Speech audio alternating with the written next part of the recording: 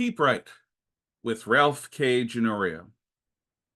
Biden was always irrelevant. Joe Biden was always irrelevant. Never once in the man's life did he take a risk or make a stand because it was the right thing to do. He served his own personal interests by always doing the bidding of his party's power brokers. This is why, for over 3 years, his evident infirmities did not cripple his administration. Even in his youth, in possession of vitality and mental acuity, Joe Biden was a reliable party hack. Biden was a salesman who advertised the program and pushed the policies of smarter and more well-connected individuals. This need not be the disaster that it seems to be. Harry Truman came to elected office in the pocket of Kansas City crime boss Tom Pendergast. He was a machine politician who always served some power broker. However, when Truman succeeded to the presidency, he underwent a transformation. While maintaining a conspicuous personal humility, Harry Truman genuinely took the reins of power into his own hands.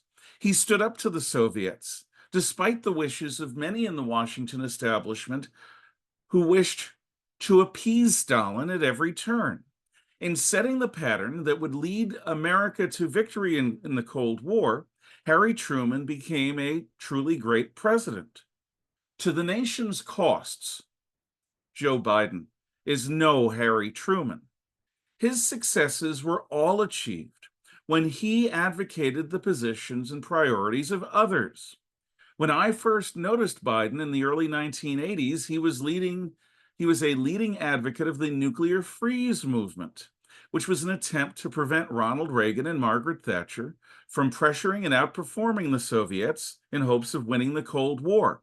Had Biden's policies been adopted, the USSR might still be with us.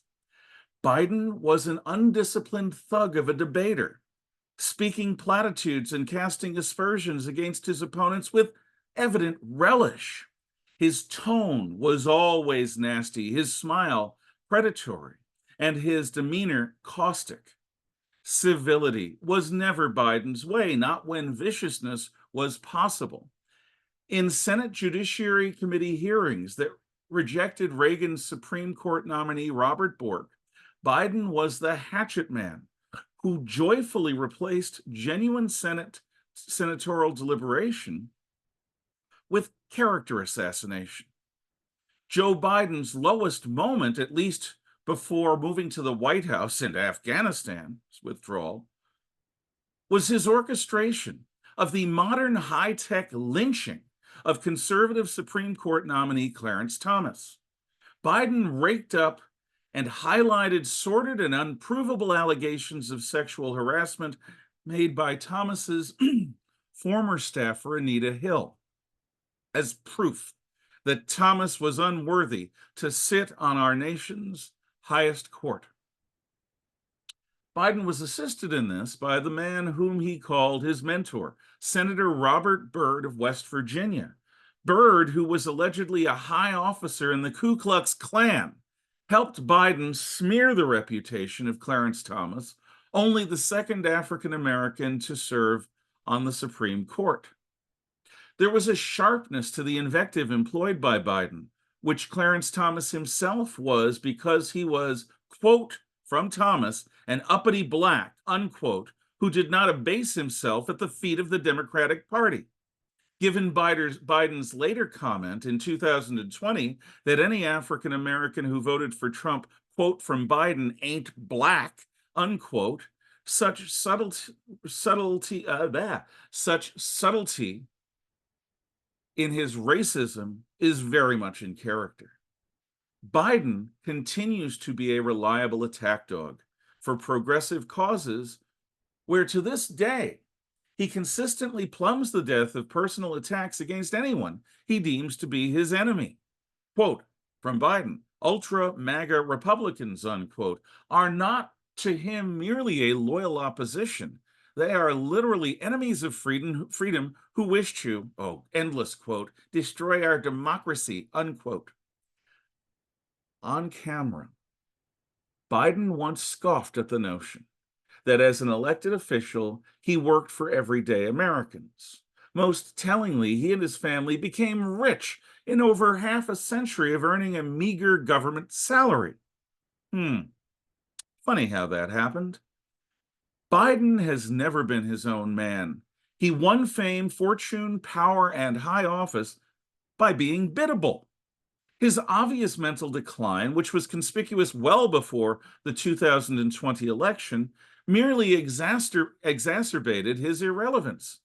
Oh, this is bad. Our nation's executive branch has been revealed to serve unelected power brokers. At a time of global crises, the free world is led by an empty mannequin.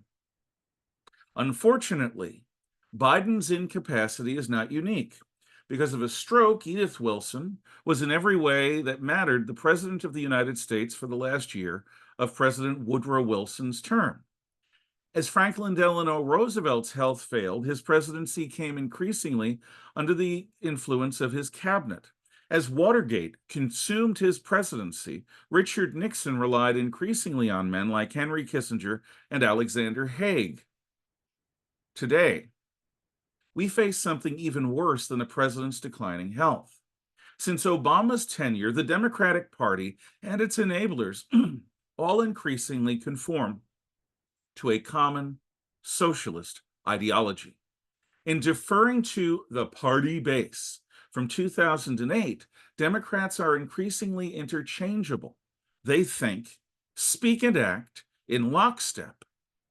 Every contemporary Democrat leader advocates nearly identical policy goals.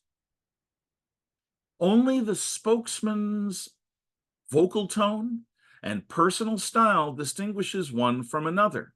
In terms of policy, there is absolutely no difference between Michelle Obama, Kamala Harris, Gretchen Whitmer, Gavin Newsom, or any other would-be Democrat standard bearer. Joe Biden is, was, and ever shall be irrelevant.